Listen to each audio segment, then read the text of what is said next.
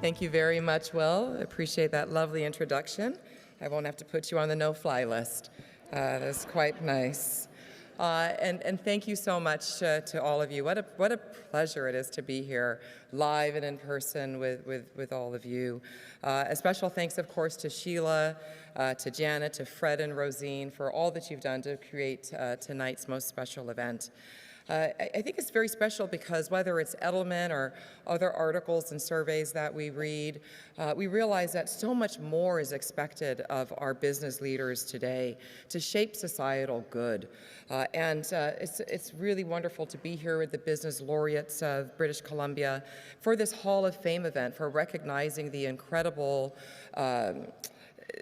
expertise, the competitive visionary leaders that you're honoring tonight, and all that they do, not to create just great business that is forward-leaning, but to make lives better for British Columbians and Canadians as well, and for many around the world. So what a special opportunity this is.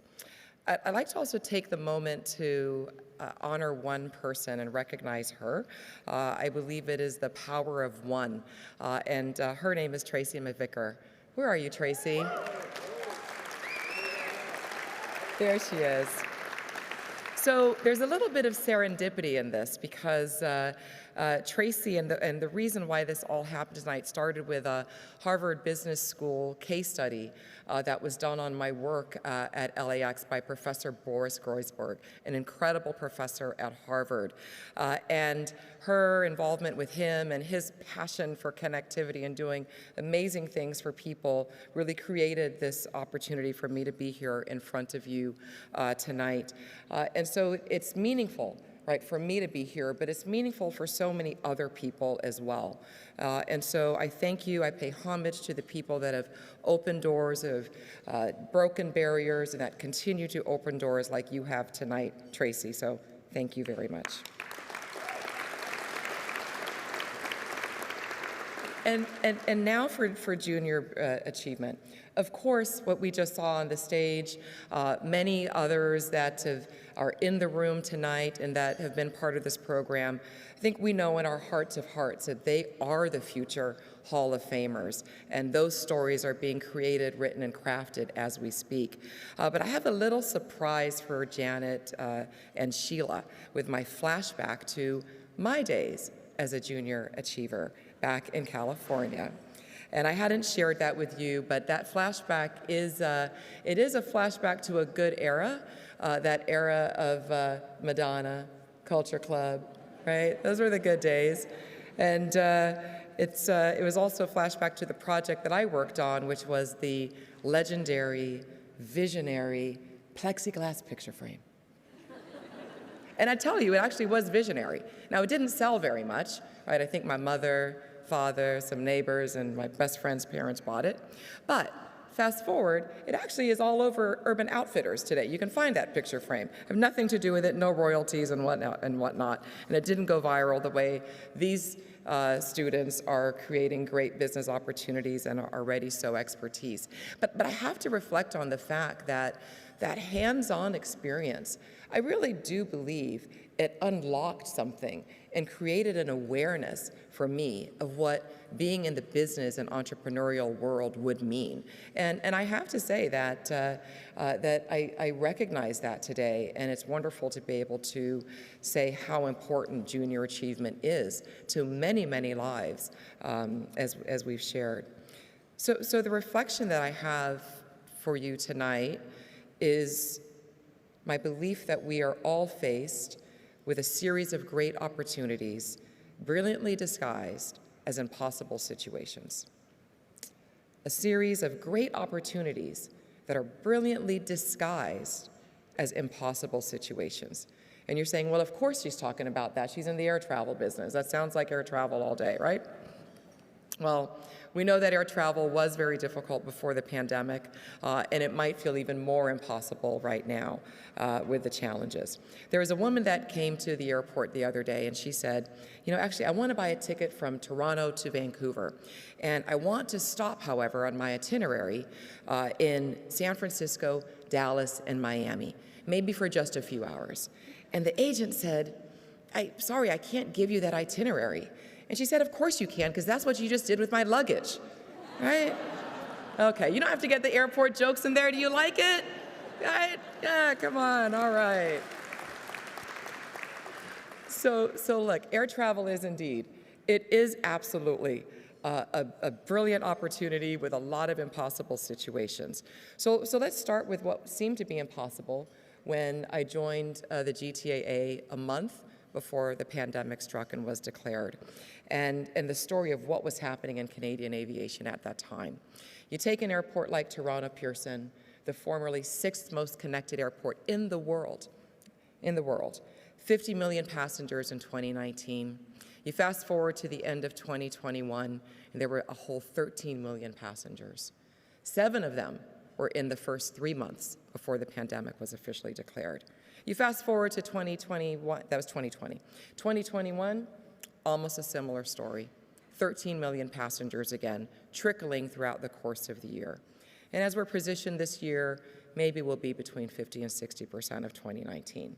And of course, people like myself who had led big programs in the United States were looking towards the south of the border and looking elsewhere to see what was happening in other airports. And we saw that with difference in policies that the US airports were recovering quite fast. There was a cost to that recovery, as we know.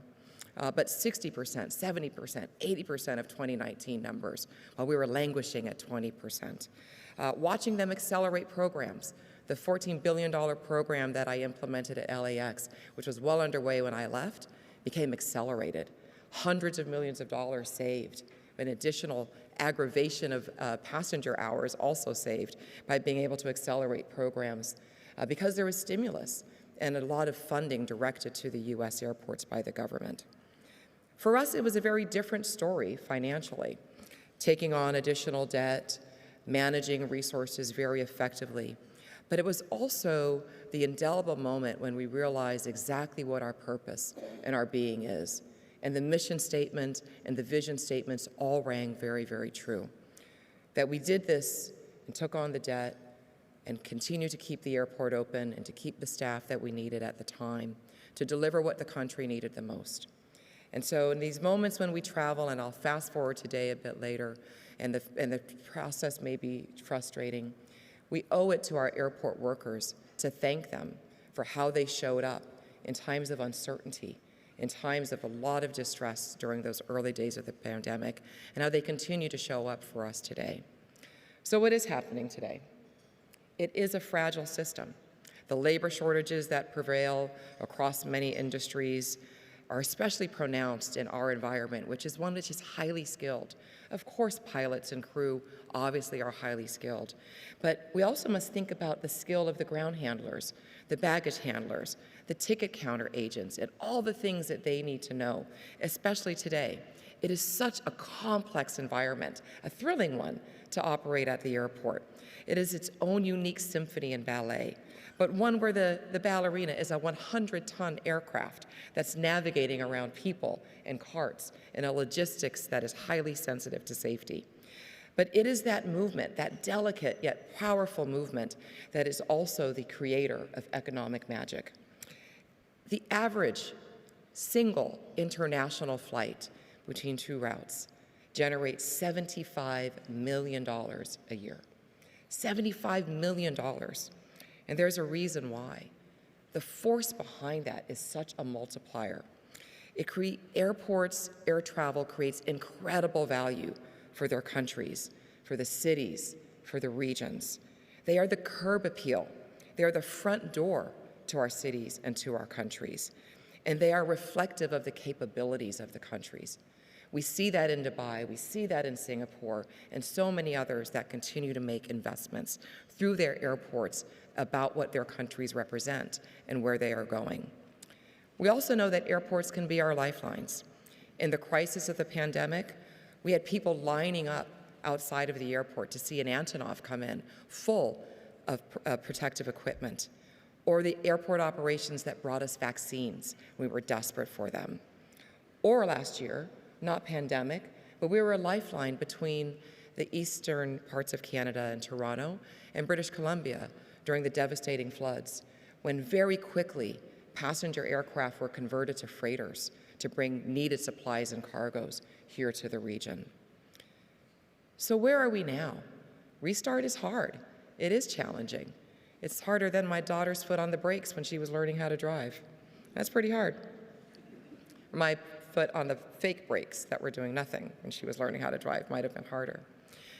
But airports today, I think what we see is the reflection of the ecosystem around them that you may not think about on a common basis. The airlines, the government agencies, whether they're screening for you to travel across the country, or the other government agency that screen for you to come in from abroad, right? Air traffic control, and the airport authority, right? And so as health processes remain in the industry today, it's very different than what it was before. Yes, indeed, it takes more time. Processes, and you combine that with space constraints, the fragility of labor, create challenges in the ecosystem today, a very fragile system. And we know that restoration of the system is imperative. It's not easy, but yes, we can, and yes, we must do it together. And I also know that we absolutely will. We know that the passenger experience can be fast, predictable, reliable, and enjoyable. We know that health and travel can coexist, and that we have the opportunity to learn what worked best, what worked least during this pandemic of the last 2 years, and that we can retool so measures can be done more agilely, can be scaled up, scaled down, parked quickly, or resumed quickly if needed. Hopefully that won't be the case. So we have a brilliant opportunity for a fully digital experience for those who want it. You can create and curate your music list, your grocery list, your exercise, and we know that you can do that all on your mobile device. So we have the opportunity absolutely in front of us to do so with the travel experience as well. We have a brilliant opportunity to shape the future of our ecosystem from an environmental perspective as well. For the industry globally has set the target to reach net zero far sooner than the mid-century, and I believe we will, because I see evidence of action in the work that we're doing in Toronto with NAV Canada to create new highways in the sky that will immediately reduce the equivalent of 44,000 cars per year in terms of emissions. But at the end of the day, the story of air travel, it is all about people. It is about the 50,000 people that work at Pearson, the hundreds of thousands of people that work at the airports across the system in Canada, and the opportunities for businesses that are created from the airport to participate in construction, services, goods movement, digital offerings, and innovation. Canadian airports should be a reflection of all of the great innovation that is right here in Canada. And we should have those opportunities for partnerships that showcase the greatness of innovation in Canada as well. We'll be investing billions of dollars over the years ahead in Canadian airport infrastructure. Those are opportunities for equitable access to the economic power of the airports, for the entrepreneurs that we're making here today, for small business, for large business, and for local business as well. I hope that you'll think about airports a little differently than maybe you did when you walked in. Think about the youth and talk to them about all of the variety of opportunities. Many people don't even know that airports have CEOs. You have a wonderful one here at YVR in Tamara Vrooman. And there are incredible ways to participate in that economy for our youth and for businesses. And in closing, airports still, to me, serve to respond to one of the most fundamental human needs, the energy that you feel here tonight, the opportunity and the need for human beings to move and to connect in person with each other.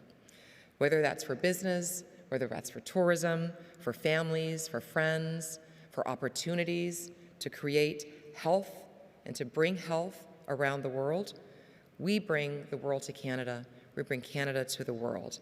And as we do so, we know that we have a tremendous opportunity to shape the future, to make it better, not just than what it was before the pandemic, to make it better from what it is even today.